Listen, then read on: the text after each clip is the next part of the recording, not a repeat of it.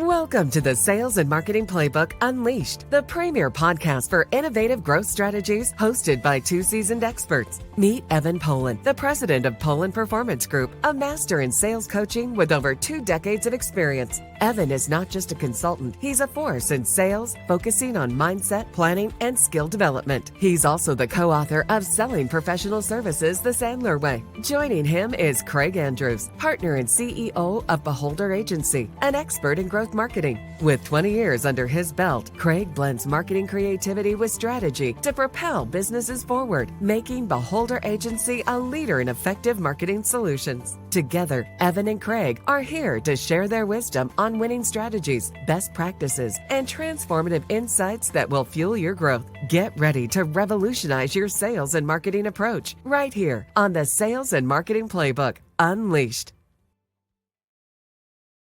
It is 2026, and welcome to the Sales and Marketing Playbook. I'm Craig Andrews, and my partner in crime, I still got it, Evan Polin. How you doing today, Evan? I'm doing great, Craig. Glad to see over the holidays you didn't lose it. Directionally, we're still there. So, and how were your holidays, and how is your 2026 kicked off? Well, 2026 has just started, so I'm excited. It's a new year. It's a chance for a new start.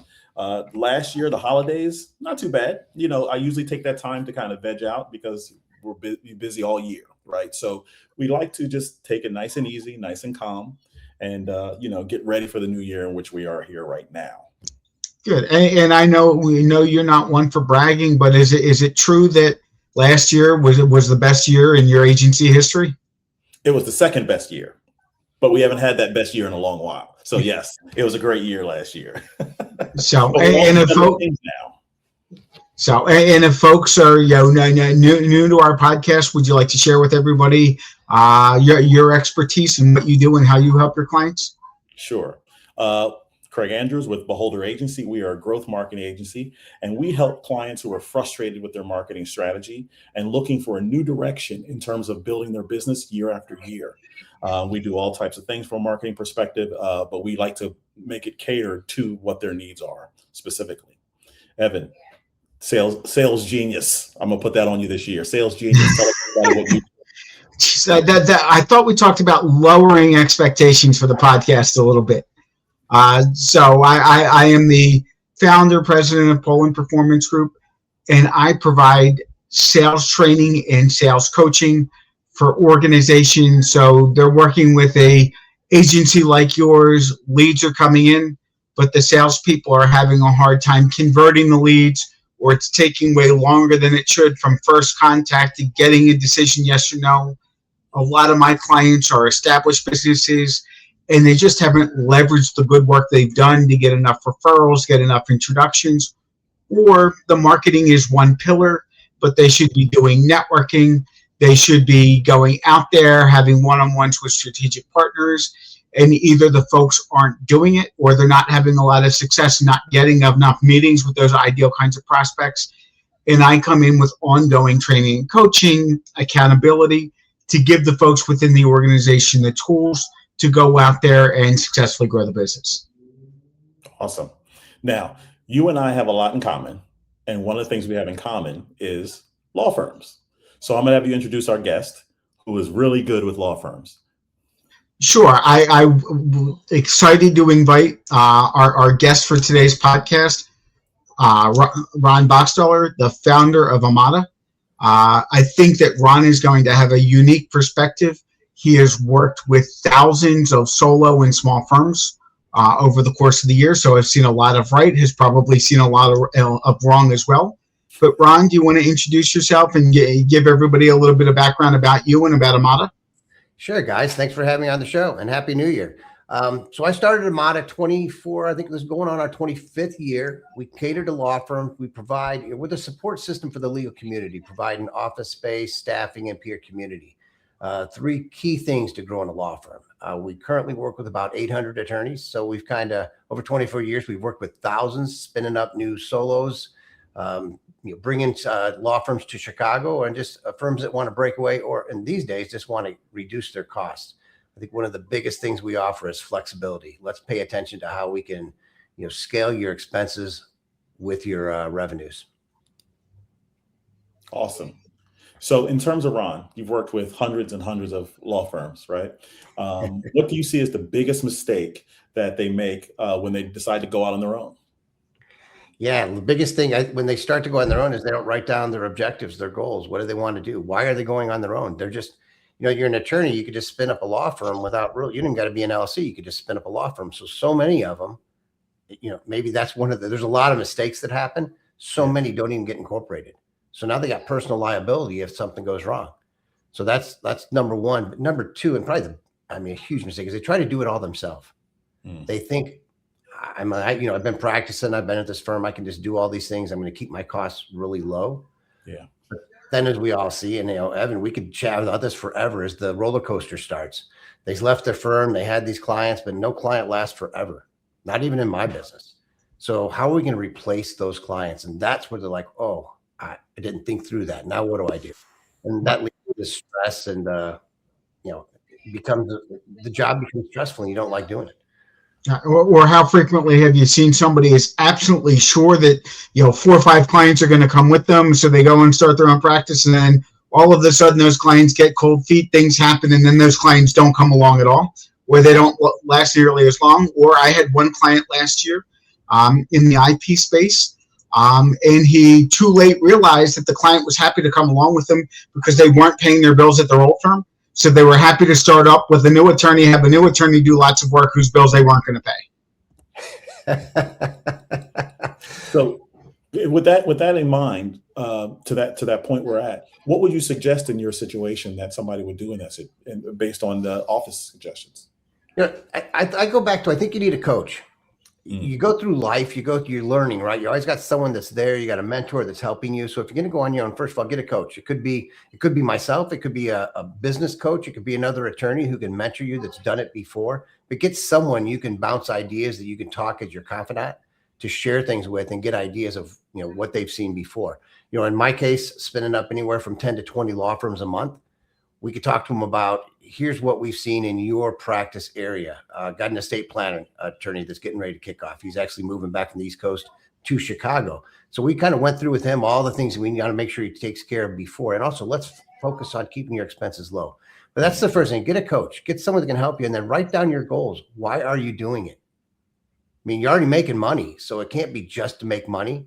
Right. Define what you want to get out of starting up your own practice. So, and Ron, what are some of the things that you see that attorneys take for granted when they're with a firm? And whether it's administrative support or other things that when they open their own shingle, when they start working with you, they're like, oh, wait a second. How did they do this? How do they? What are some of those administrative things that are maybe a surprise to attorneys who are starting to open their own shingle that can take up their time and their bandwidth if they don't get help, don't get support? I think it's everything you just said. It's the administrative burdens of, I got to have a computer, I got to have internet, I got to protect my client's data, right? I got to still follow the ABA rules of conduct. So I got to make sure that I'm protecting my client information. What kind of security am I going to implement? Who's going to answer my phones, or what's going to answer my phones, or how are phones going to be handled? How are clients going to come in? What's going to be my email setup? How am I going to make copies? If I need to print something, I need to scan something, how am I going to do that? All these administrators that if you're leaving a firm, someone's always been taking care of for you. I always like to refer to the attorneys that are leaving Kirkland & Ellis, one of the world's biggest firms. Love these attorneys because when they're leaving, they know what they don't know, and they don't want nothing to do with it. So they join Amata, and we are their back office. They got to be some of our best clients, is because they just want to practice law. They want us to do everything else that encompasses running that law firm. So that's kind of the biggest thing, is they think they have an idea, and then they over research. I guess we can get into that, is if they're going to do it themselves, they're going to spend hundreds of hours researching a million things that, someone that's already been doing it has researched it 1,000 times. They could just tell them, here's what the best top 3 here. This is all you need. So if you want to make an attorney sick, have them write down how many hours they've spent, then have them multiply that by what they're currently billing to give them an idea of what it's costing them to do all of that administrative work, do all of that research. We could have had my partner join this call. He practices law. He's been practicing for 20 years, and he spun up his firm 2 different times. And we just laugh about, now he works at Amata, so he's my partner in Amata. But we laugh about all the mistakes he's made twice. So you didn't learn the first time. He went and made them again. So now when he's talking to these attorneys that are starting up, he's just telling them, look, I've done this twice. Don't make my mistakes. Let me tell you what I did. And here we can help you avoid these mistakes. Ron, you were talking about my ideal clients. Craig will tell you I am best with slow learners. Wait, are you talking about me? Yeah, I think that was personal, actually. I think to that point, and I know one of the things, Ron, you and I have talked many times, I don't want to limit you to just your office spaces, right? I want to talk about the virtual side, because I'm a person who works with clients across the country. Evan works with clients across the country. We both may have to have presence in different cities, depending on what the client is. Talk about how Amata helps with presence beyond Chicago. Yeah, let's kind of go back. So, you know, in our show, the 1958 Lawyer, the reason I named it the 1958 Lawyer, because that's in 1958, the ABA put out a pamphlet that talked about attorneys are making about the same amount of money per hour as a lawyer, or I'm sorry, as a plumber.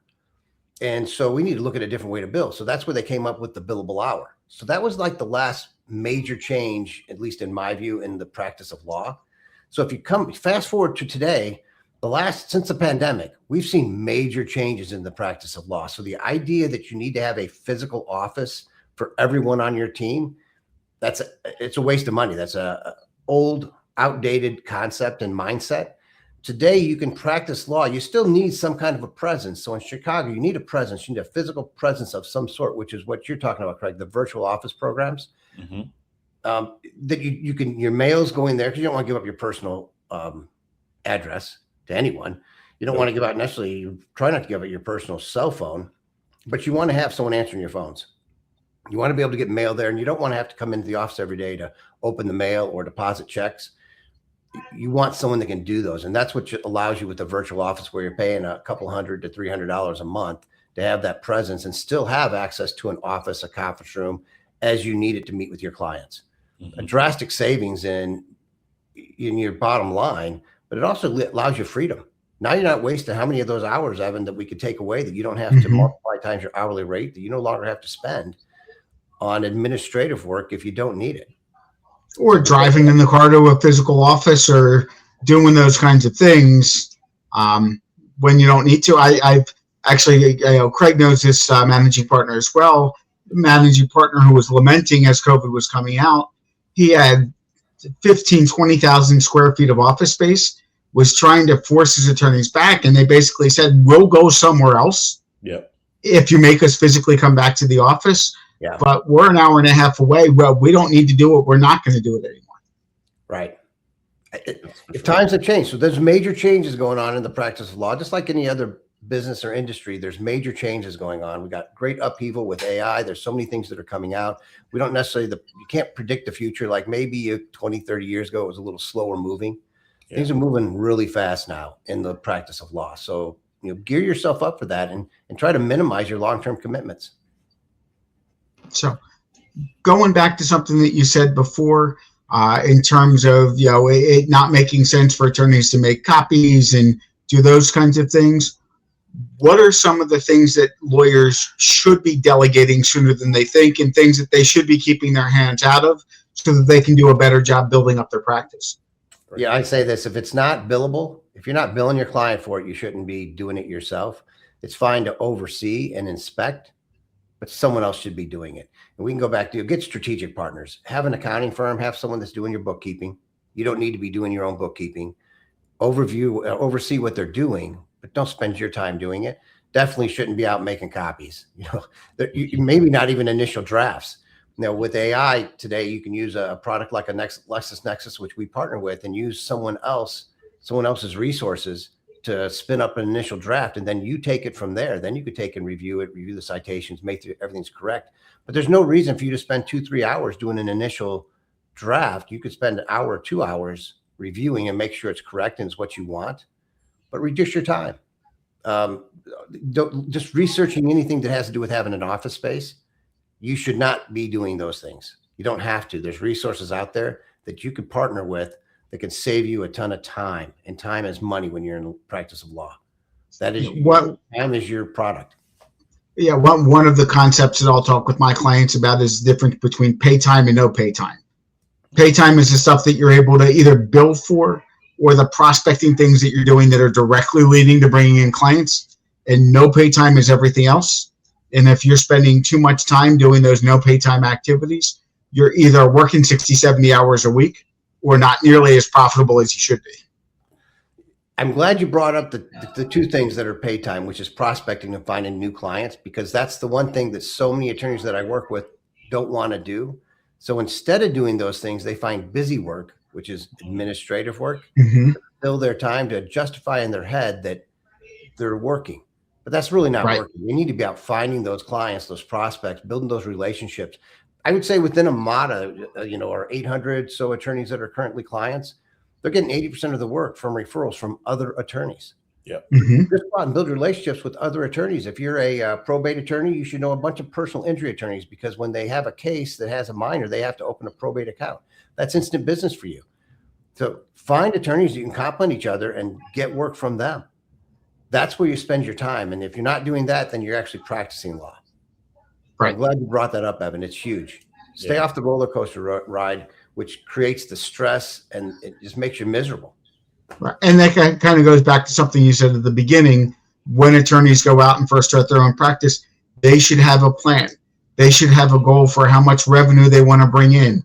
How many files is that? How many clients is that? How many folks do we need to be in front of? And then working that plan versus the strategy that unfortunately I see a lot of folks who start their own firms have, which is hoping and praying. Yeah. Those aren't really good sustainable strategies if you want to build a good long-term practice. Makes you feel good for short term. That's right. And I don't have to talk to strangers when I'm hoping and praying. Right. And I think that ties in as well from a marketing perspective when you think about this plan, right? So having an appropriate plan applies in marketing, applies in office spaces, it applies in sales, because at the end of the day, we all could be going down 3 different roads, which never leads to growth. That's just a bona fide fact. And I think that I love what you have going here. Before we round out and finish, if you can give us kind of one more story. I know I'm putting you on the spot here, a story in terms of somebody who's found you, had success, and still with you. Yeah. And I got a great story, and I'll tie this into marketing. So I got a law firm that found me maybe, 8 years ago. Became great friends. So he built his firm. He had a handful of attorneys at that time. He has, I think there's 18 total attorneys now in the firm. They're an Amata client because he just loves the convenience. He's learned that he don't want to deal with anything administrative, and he don't want to hire an office manager, which is $70,000, $80,000 a year. So he avoids all those expenses, stays with Amata, runs his firm very efficiently, but he does a lot of his own marketing. This is where it really gets funny, because we were 2 weeks ago. So during the holidays, we went out for dinner, and he started talking to me about how leads have dropped off. And he's got a great online presence. He's done a really, really nice job, but things have changed. And I think things have changed with AI, and that's where he's targeting, like, what has happened to my, I look at his phone volume where he was doing 1,200 minutes a month in incoming calls that we answer for him. And that's just how long the receptionist is on the phone talking to his clients, doing onboarding. Wow. So it dropped down to about, in November and December, we've seen both months were any like 450 and almost 600. Major drop. The only thing he can isolate as the change was AI, and how people are searching has changed. The problem, as I told him during our dinner, was you're not using a professional marketing firm that can see what's going on well in advance and help you adjust. You're trying to do it yourself, which means you're spending at least 20 hours a week. Besides spinning up new marketing materials. But you're also trying to focus on that. And it's not what you do. You're a great lawyer. And he's a very good lawyer. He's an excellent boater. He's a great pilot. I mean, he's a little Renaissance man. He can do most everything, but he really doesn't understand what's going on in marketing. And he needs a marketing firm he needs outsourced resources that are experts at what they do. Yeah. And I think that's part of the change that you referenced early in the conversation in terms of since COVID, right? The world's different. I'm a big Marvel fan, so the snap that happened in Marvel changed everything, right? And so we have to look at the world differently now from a marketing perspective and a sales perspective and a office perspective. Just from the case of how can we be more efficient and do more work is a huge deal across the board. Absolutely. You bring in, understand your sales cycle, understand how you're going to continue to get new clients, because no client lasts forever. Yep. And let's say it's business B2C. If that's the kind of, you're a divorce attorney, in certain areas, your clients are with you for, I don't know, 6 months to 2 years, right? And then that deal, it's over. The case is over. You got to have someone else backfilling that. So you always got to be out there talking and understanding how to do that. But you also have to have that marketing piece that's coming in and saying, okay, I got someone else. I got other resources that are, even when I'm not focused on marketing, I'm marketing.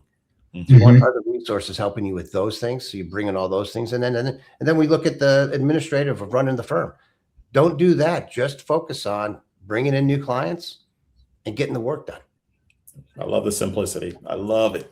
I love the simplicity. Keep it simple, stupid. That's right. That's right. That's a huge thing around here. You bring that up. So I was a Marine in my, coming out of high school. That's how I ended up paying for my college. And KISS was like a big acronym, because, none of us were very smart. Like, look, this is all you have to do. And then I'd be like, okay, I got that. Exactly. And so, Ron, we're getting ready to break away here. Give us 3 tips. First, give us a brief understanding of your podcast so that we can, and where they can find it. Secondly, give us 3 tips that a law firm can do when it comes to Amata. So 1958 Lawyer, you can actually get it anywhere you get your podcast, Apple, Spotify. The idea behind it is we talk to other lawyers who have built up their firm. We talk to service providers that assist attorneys on how they assist, so you can get a little background. But the big thing is, and we got a show coming up later this week, and it talks about an attorney who's been with us 7 years and he was broke. He actually comes out and talks about having 250,000 in debt and not telling anyone, and just having to deal with that as a stress level until recently. This past year in 2025, he landed a couple big cases, so he's finally out of debt, and he feels like everything's changed. Now he can pick and choose his cases. So there's so much more to it. So that's what you learn about, and that's how you talk to. You learn about other attorneys that have gone through things and understand some of the pain points they had. That's what our show's about. 3 things that I think when you're starting your firm is, first of all, write down what you want to accomplish with your firm. Once you can understand what you want to do with your firm, now you can focus on how to accomplish those things. So write things down, set out your goals, find the resources that are going to help you do things, so you're not spending your own time doing those things. If it's not practicing law or finding new clients, you shouldn't be doing it, other than reviewing the work that others do. That's a huge thing. And then have fun. Don't forget to enjoy your life. I tell people, I wrote a book all about it. Have fun when you're out there living your life. Write your goals, personal goals. What do you want to accomplish? Those are very, very important. So don't just spend time being a lawyer and get burnt out, which we see all too often. Enjoy life. Don't forget about that. That's why you're doing it. So, and Ron, how can people find you? How can they find Amata? AmataOffices.com. That's our email, our website. You can always reach out to me directly, ronb@AmataOffices.com. I think I'm on LinkedIn, so just look up Ron Bockstahler. You'll find me. We've been doing it 24 years. We got a great presence, and we got a lot of firms we've worked with over the years. So, and I've got to say, but before we wrap up, I am a personal client of Ron's. I use their virtual assistant services, and again, has been a lifesaver for me in my business. We appreciate it. All that means, Ron, is that when I call him, he actually answers the phone to me. That's what that really means. Well, that's been great. It's going to be a great year. I wish you guys all the best in 2026. You the and same. The best to you as well. So as always, Evan, we're the Sales and Marketing Playbook. And what this year, if you don't pick up anything after all the other times we've done this, this is the podcast that gives you the plays to be successful and grow your business. That's what our focus is this year. And if you didn't pick that up last year, you better pick it up this year, because it's a brand new year. Evan, you got anything else to say before we break out? Just keep it simple, stupid, put into action what we recommend, and you'll have your best year ever. Boom. That's a promise.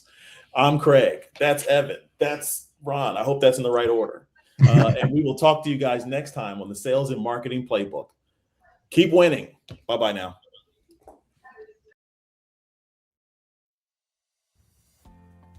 Thank you for joining us on this exhilarating journey through the world of sales and marketing. Remember, the playbook is in your hands and the possibilities are limitless. Keep exploring, experimenting, and innovating, and watch as your business reaches unprecedented levels of success. Don't forget to subscribe to the Sales and Marketing Playbook Unleashed on all major podcast platforms, and follow us on YouTube, Facebook, and LinkedIn for even more exclusive content.